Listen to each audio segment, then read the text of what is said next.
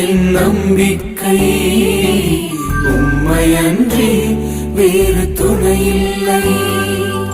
நீங்கதான்ப்பா என் நம்பிக்கை, உம்மையன்றி வேறு துணையில்லை.